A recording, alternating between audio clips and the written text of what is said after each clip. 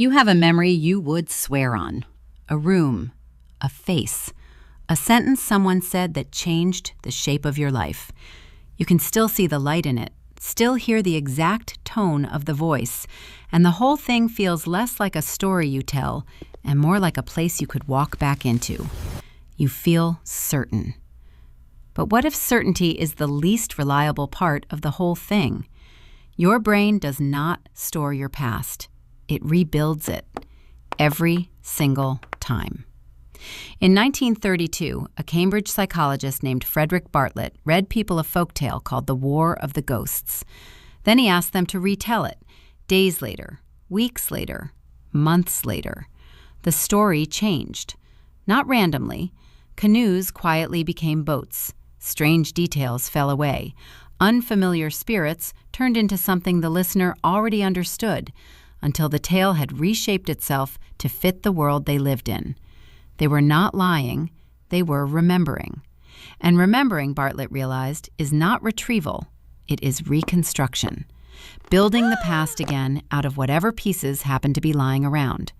40 years later, Elizabeth Loftus made that idea impossible to ignore. She showed people a film of a car accident, then asked a simple question. For some, she asked how fast the cars were going when they hit each other. For others, when they smashed into each other. One word. That was the only difference. The people who heard smashed remembered the cars going faster. A week later, many of them remembered broken glass on the road. There was no broken glass.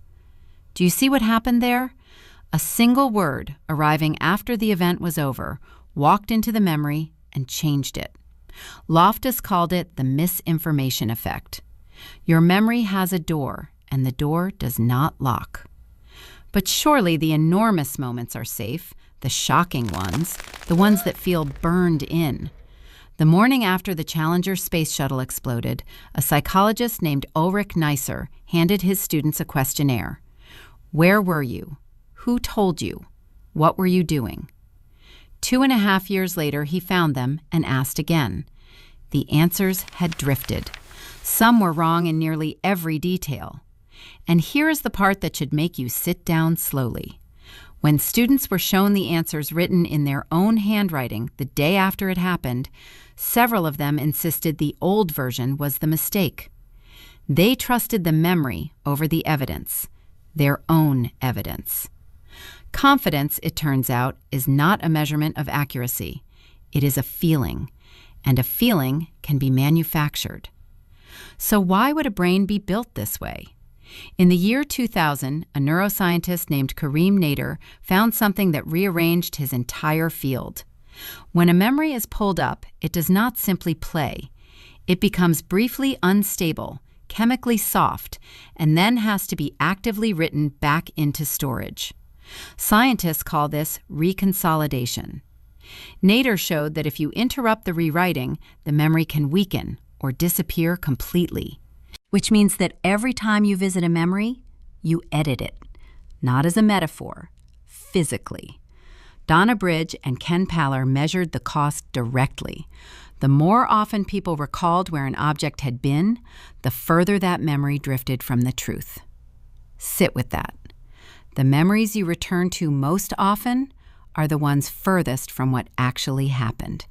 Your most treasured memories are your most rewritten ones. And this is not a defect. Your brain was never built to be an archive. It was built to keep you alive tomorrow. A perfect recording is expensive and mostly useless. A flexible, updatable model of the world is the thing that lets you predict the next danger, the next friend, the next mistake.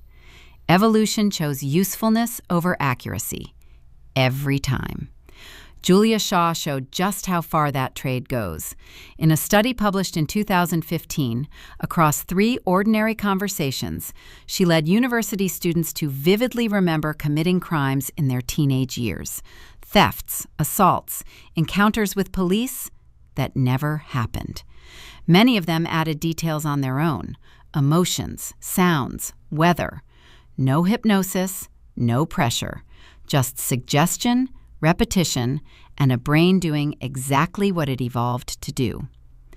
Now turn all of that toward your own life. Think about the argument with a sibling where the two of you remember entirely different sentences being spoken. Think about the childhood story you tell so smoothly that you can no longer be sure whether you remember the day or the photograph of the day. Think about who you believe you are, because your identity is not made of your past. It is made of your version of your past. A story assembled fresh each morning, quietly updated to match the person doing the assembling. That should unsettle you, and then it should free you. If the past is rebuilt rather than recorded, then the version you carry is not a sentence handed down to you. The shame you replay, the failure you have rehearsed 1,000 times, the single moment where you decided what kind of person you were. Every one of those has already been edited by you thousands of times without your permission. So you are allowed to edit them again, more gently this time. You have a memory you would swear on. Hold it loosely. It is not your past. It is only the last thing you did to it.